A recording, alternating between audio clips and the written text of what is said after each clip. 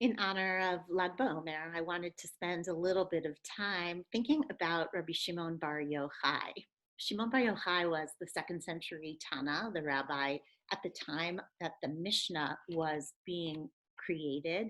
He was known for his mystical teachings. He is associated with having written the Zohar, the mystical teachings, and he has an important lesson for us for Lag BaOmer and for these times, I believe.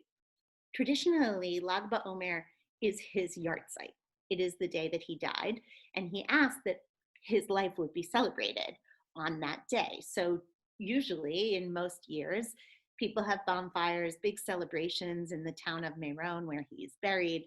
And this year, we have to celebrate his life from indoors, which I think is a little bit appropriate because one of the most famous stories about Shimon Bar Yochai is about the time that he spent in a cave. He actually spent 12 years there. So Shimon Bar Yochai spoke against the Romans, and there was a death decree put out for him. So he had to go and hide in a cave with his son for 12 years. According to the Talmud in Masechet Shabbat, he had some miracles happen in the cave. There was a carob tree that arose there and a stream of water, and he and his son were able to protect the same clothes for 12 years. They would take their clothes off and sit covered in sand up to their necks, study Torah all day, and when it came time to pray, they would put their clothes on, cover themselves, and pray. And then they would again remove their clothes so that they wouldn't become tattered. They lived in the cave like that for 12 years. After 12 years, Elijah the prophet came and stood at the entrance of the cave, and he said, the emperor has died. You're free to go. And they emerged from the cave. When they did, they saw a man or different people plowing and sowing seeds and doing farm work. And Shimon Bar Yochai was horrified. How could these people not be studying Torah? They are abandoning eternal life and they're occupying themselves with temporary things. And everywhere that he saw someone doing farm work, everywhere they directed their eyes was immediately burned. Evidently, Shimon Bar Yochai had some sort of laser vision, and his rage would burn people up. A divine voice emerged and said, "You are not ready, right? You better go back to the cave, right? I don't want you destroying my world." So they went back to the cave this time for a year. And when they came out this time, Shimon Bar Yochai, at least, was changed.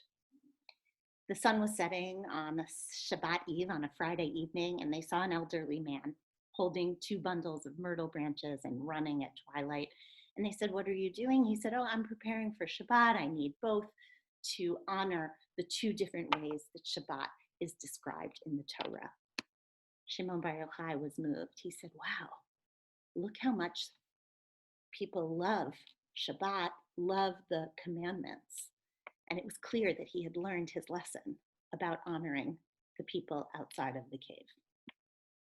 I love this story, especially now. The cave is an interesting place. It probably is a pretty scary place to live, definitely boring and isolating. But if we're honest, there is some part of cave life that might be a little bit appealing as well. The cave is a bit of a safe place. We get to do what we want. We can wear the same clothes every single day. We can eat only carob all day long. And we can spend the days doing whatever we feel like. So it's no wonder that when we leave the cave, we may feel even more stuck in our ways. We may feel more rigid, more fearful, less forgiving. We go out into the streets and we may want to burn with our eyes anyone who might be doing it wrong. Where is your mask? Why aren't you doing things the right way? That's our choice.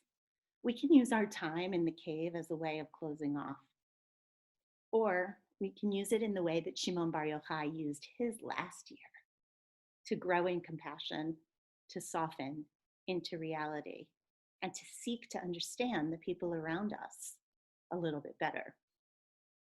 So that's my prayer for this Lag BaOmer. My prayer for myself is that I model my time in the cave after Bar Yochai's second try, that I don't close off, and that I open more to the reality, to the suffering, and to the real experience lived right outside my door. So when I come out of this cave for good, which will please God be soon, our world might just be a bit better for having been in it. King Hiratzon, may it be God's will. Happy Lag BaOmer.